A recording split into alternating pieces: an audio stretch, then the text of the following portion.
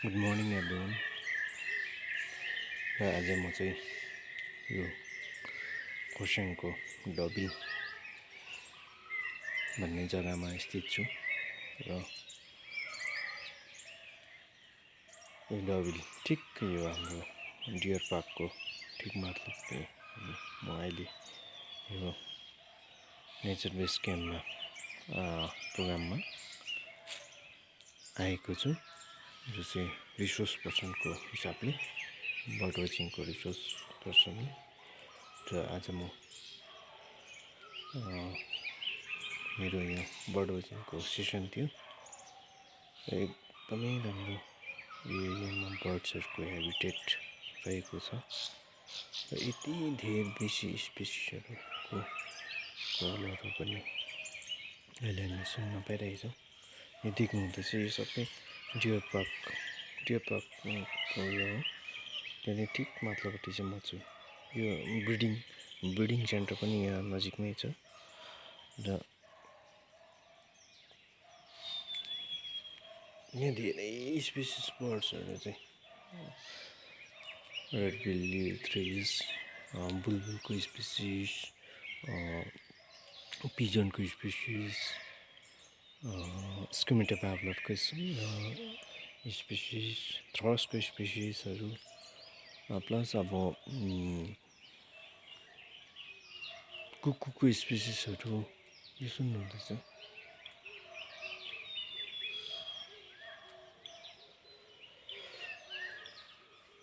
डगको स्पेसिसहरू है, बार्बेटको स्पेसिसहरू, धेरै स्पेसिसहरू, वब्लर स्पेसिसहरू, युहेनाको स्पेसिसहरू, अब यस्तो प्रकारले धेरै स्पेसिसहरू।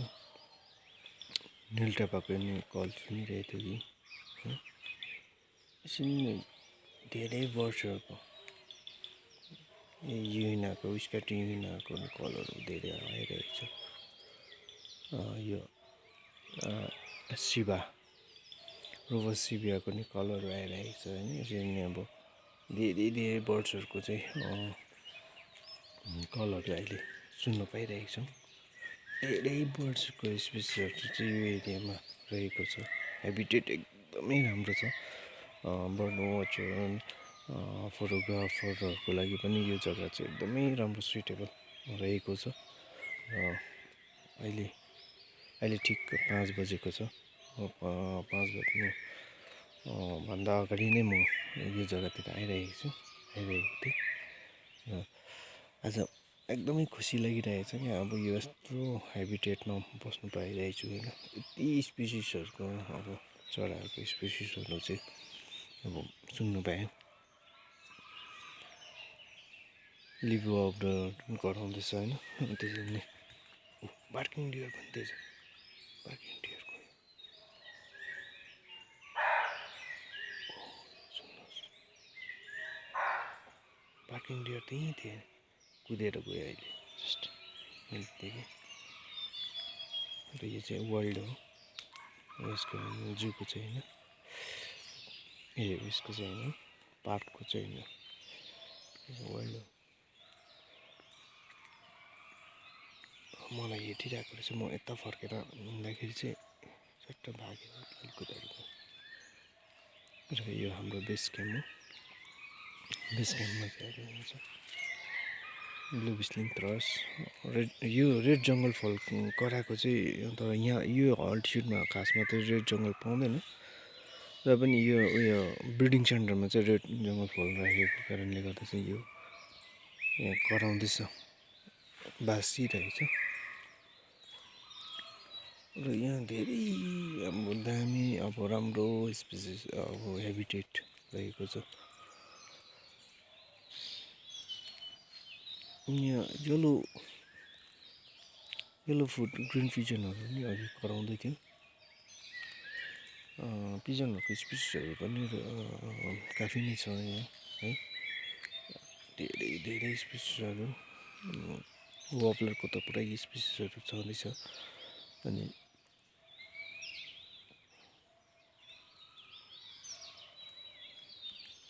रेड बिल यो थ्रिस पनि कराउँदैछ।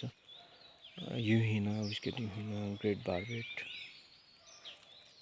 मैले ब्लू थ्रोटेड बार्बेट चाहिँ कराएको सुनेको छुइनँ यो अल्टिट्युडमा सायद चाहिँ ब्लू थ्रोटेड बार्बेट अलिकति कम्ती नै हुन्छ यो जस्तो लागेको छ, किनभने मैले धेरै कम्ती देखेको छु। हुनु चाहिँ हुन्छ पुरै अलिकति सायदै यो उयसमा अल्टिट्युडमा चाहिँ यो हाम्रो बेस क्याम्प बसेको अल्टिट्युड चाहिँ 1922 मिटरको अल्टिट्युडमा रहेको छ र अहिले म चाहिँ यतिको हाइटमा चाहिँ हाम्रो यहाँ बेस क्याम्प रहेको छ।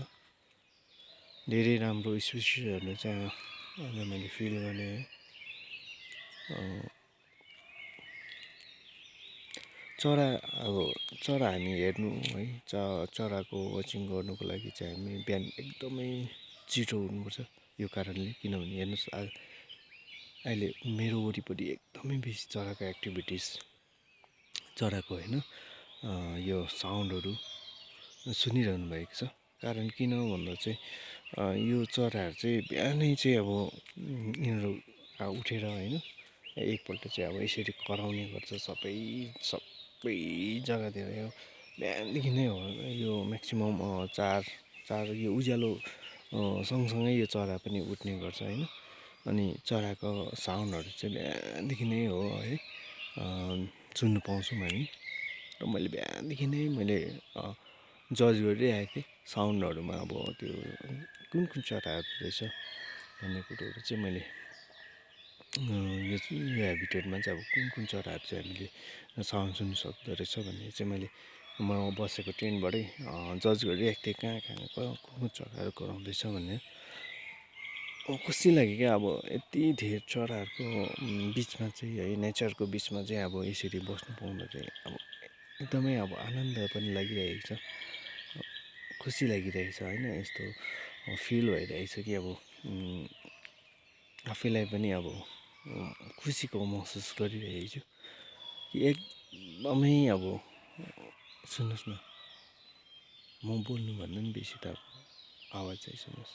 सायद मेरो आवाजले गर्दा धेरै कम्ती म बोलेकोले गर्दा होला, सायद वरिपरिको चराहरूको आवाज पनि धेरै कम्ती हुन गइरहेछ है। निकै अब साइलेन्सली हुँदैछ, त्यो कारणले गर्दा म अलिकति बिस्तारै बोलिरहेको छु।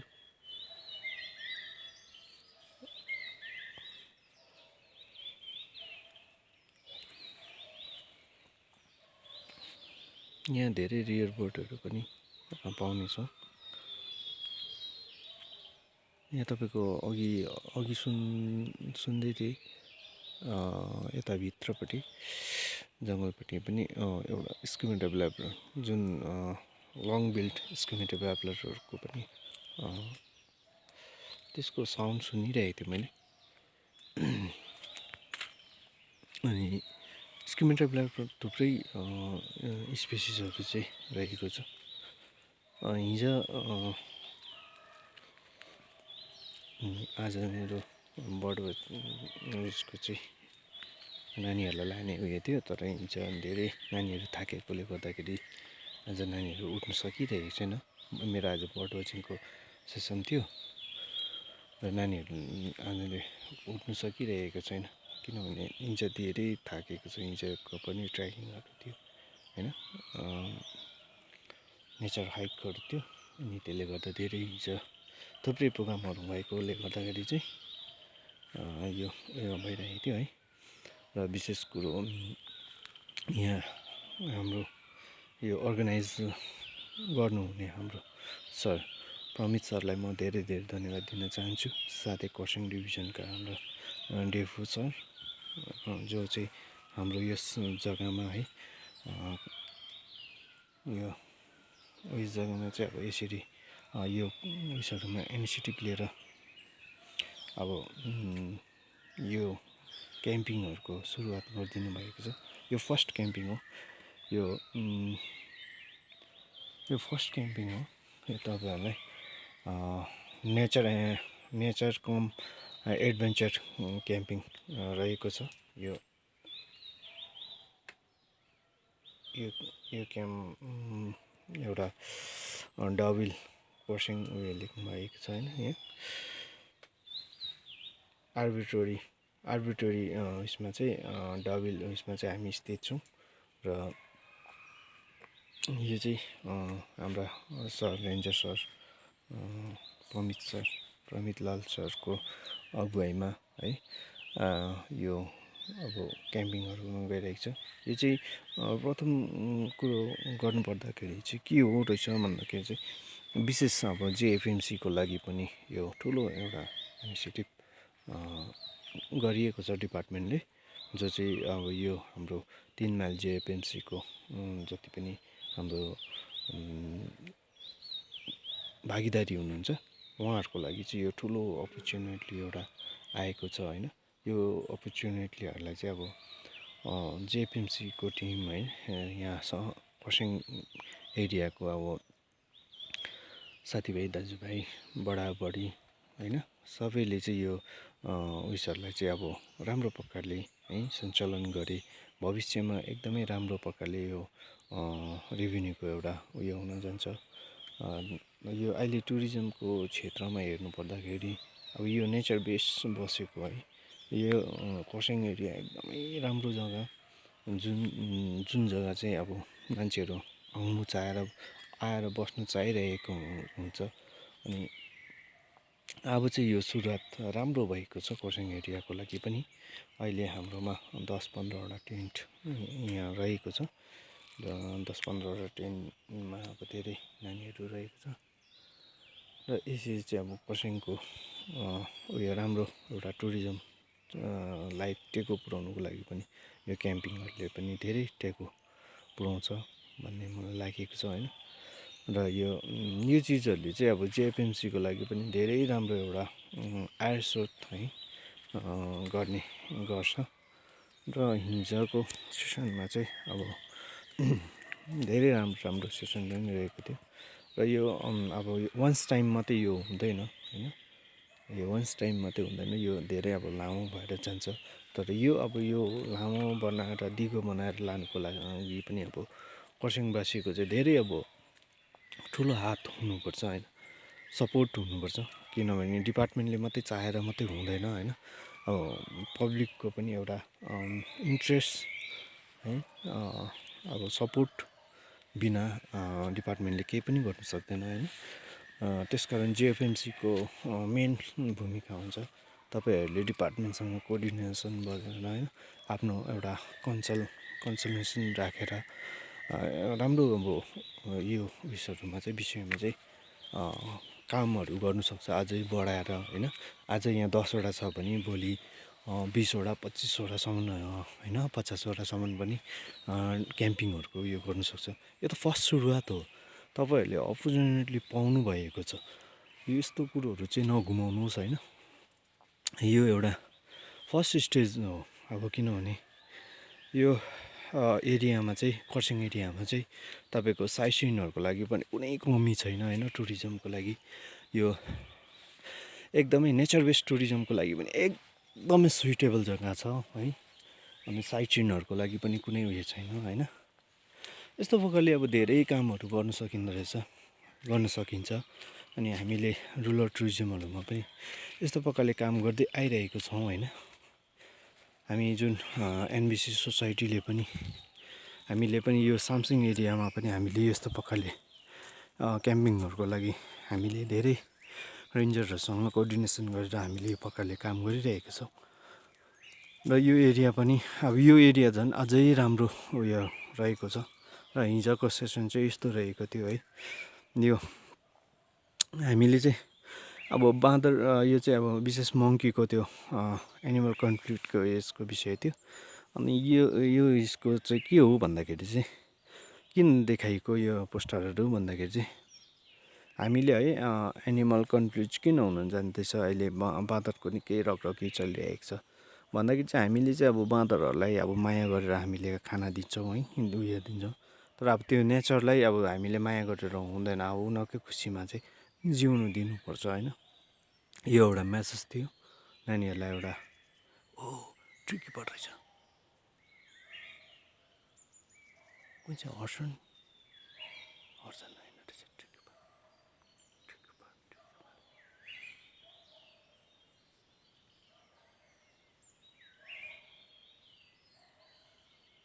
मोबाइलको फोनबाट फोटो राम्रो आएन। ट्री किपरको स्पेस पनि रहेछ र धुप्पीमा थिएछ है। मैले यसमा देखेँ अलिकति मैले छट्टै यसको आइडेन्टिफिकेसन पनि गर्न सकिनँ, किनभने अलिकति छिट्टो माथि गयो, अलिकति डिस्टेन्समा गयो कि त्यसले गर्दाखेरि मैले त्यो ट्री किपरको अलिकति मैले आइडेन्टिफिकेसन गर्नै सकिनँ। किनभने चट्ट हेर्ने बित्तिकै आइडेन्टिफिकेसन चाहिँ गर्नु सकिँदैन, किनभने सिमिलर हुन्छ कतिवटा बर्ड्सहरू कि, अन्त त्यसले गर्दाखेरि पनि अब कतिवटा सट्ट हेर्ने बित्तिकै हेर्दैन। अब अलिकति राम्रो प्रकारले यदि बाइनोकुलर हो भने चाहिँ म मजाले नै अब छुट्याउनु सकिहाल्थेँ है। त्यसले गर्दाखेरि अलिकति अब आँखाको टाढोमा डिस्टेन्स भएकोले गर्दाखेरि त्यो यो हुनसक्छ। मैले यो सब्जेक्ट उयो गरिरहेको थिएँ, कन्टिन्यू गर्छु। र यो यस्तो प्रकारले चाहिँ यो जुन उयोहरू होइन राखिएको छ, यो चाहिँ यस्तो प्रकारले चाहिँ अब हाम्रो बाँदरहरूले चाहिँ हामीलाई डिस्टर्बेन्स गरिरहेछ, हामी किन कसरी बाँच्ने भनेर चाहिँ यो विषयहरूमा चाहिँ हामीले यो सब्जेक्ट राखिएको थियौँ है। र विशेष अब हाम्रो सर प्रमित सरहरूको अगाडिदेखि नै यो बाँदरको खिलाफमा है, बाँदरले तङ गरिरहेको उयसहरूलाई चाहिँ र्याली गर्दै आइरहेको छ। खरसाङको उयसमा बजारहरूमा पनि धेरै डिपार्टमेन्टली र्यालीहरू पनि भइरहेको छ। यो एउटा नानीहरूलाई इन्फर्मेसन है, गुड इन्फर्मेसन, एउटा नलेजको लागि पनि यो सेसन रहेको थिइन्छ। त्यसरी नै तपाईँहरूलाई म एउटा इम्पोर्टेन्ट जनाउन चाहन्छु। र यसरी यो फ्ल्याग्सहरू है, बर्ड्सको स्पेसिसको फ्ल्याग्सहरू भयो, तपाईँको वन्य संरक्षण अधिनियम कानुनहरूको जुन चाहिँ अब वाइल्ड लाइफ प्रोटेक्सन एक्ट को वाइल्ड लाइफ प्रोटेक्सन एक्ट 1972 को विषयमा यो हिन्दीबाट लेखिएको एउटा सब्जेक्ट थियो। त्यसरी नै अब यो विषयहरूलाई अब उयो गरेर है, अन्त हाम्रो अब कुन कुन जग्गामा कस्तो कस्तो उयसहरू छ है, के गर्नु हुँदैन, कस्तो प्रकारले उयो गर्नु हुँदैन भनेर चाहिँ अब डिपार्टमेन्टली उयसहरू चाहिँ इस्युजहरूको लागि है, यो चाहिँ यो दिएको छ राम्रो कुरोहरू होइन।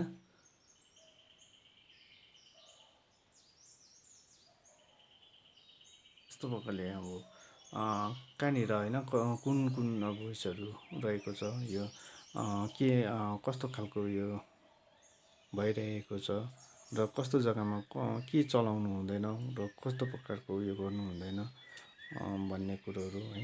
साउन्डहरू गर्नु भएन होइन, उयसहरू गर्नु भएन, बर्थडे उयसहरू यहाँ ग्यादरिङ गर्नु भएन। यो नेचर बेस उयसमा चाहिँ अब धेरै कुरोहरू जस्तै यसरी अब बुक्सहरू राखिएको थियो है। बुक्सहरू पनि यहाँ धेरै थियो, तर हिजो अब यसले गर्दाखेरि उठाइयो। र त्यसरी नै यो प्लान्टहरूलाई है, लोकल प्लान्टहरू, ट्रीहरूको प्लान्टहरू चाहिँ यसरी राखेर यो एउटा डिस्क्रिप्सन एउटा होइन, यसको डिटेल्सहरू दिएर अब लोकल नेमहरू दिएर होइन, जस्तै यो धुप्पी होइन, धुप्पीको यो आफ्नै नाम छ, तर र पनि हामी हिजो चाहिँ अब यो धुप्पी भनेर यो नाम एउटा लोकल नेम हामीले के भन्छ त होइन, यहाँको मान्छेहरूले के भन्छ यो प्लान्टको नामहरू, यस्तो प्रकारले चाहिँ साइन्टिफिक नेम नगरेर चाहिँ हाम्रो यहाँ लोकलै उयसहरू नामहरू दिएर है, यो मायाको नामहरू अब लोकल नेमहरू दिएर चाहिँ यसरी प्लान्टहरूको पनि एउटा होइन नानीहरूलाई चाहिँ अब चिनाउने बताउने, र यो रुखहरूको नामहरू के हो, कस्तो खालको हुन्छ भन्ने कुरोहरूमा पनि हिजो क्लास रहेको थियो। एकदमै राम्रो क्लास रहेको थियो। यस्तो प्रकारले चाहिँ यहाँ धेरै अब प्रोग्रामहरू रहेको थियो हिजो पनि, र आज पनि हामीहरू बर्ड वाचिङको उयो छ। नानीहरू साह्रै थाकेकोले गर्दा मैले नि अलिकति उठाइहाल्नु सकिनँ, अब मनले पनि उयो दिएन, अनि त्यस कारणले गर्दा म उहाँहरूलाई उयो गर्नेछु, अब गएर म बर्ड वाचिङको लागि नानीहरूलाई तयारी गर्नेछु, र म नानीहरूलाई लिएर निस्किनेछु है। र विशेष आज यति अब राम्रो कुरोहरू तपाईँहरूको समक्षमा राख्दै मलाई बिदा गर्नुहोस् है। आज म यस उयसबाट बिदा हुन चाहन्छु है। फेरि भेट्नेछु तपाईँहरूलाई अर्को उयसहरूमा यो मेरो सेसनमा। त्यतिको लागि म अहिले तपाईँहरूसँग टाढो बिदा लिन चाहे। धन्यवाद दिनुहोस् म रुपेन लेप्चालाई र मेरो यो सानो भिडियो तपाईँहरूको समक्षमा राख्दै र यो सानो इन्फर्मेसन तपाईँहरूको समक्षमा राख्दै म बिदा लिन चाहन्छु। धन्यवाद।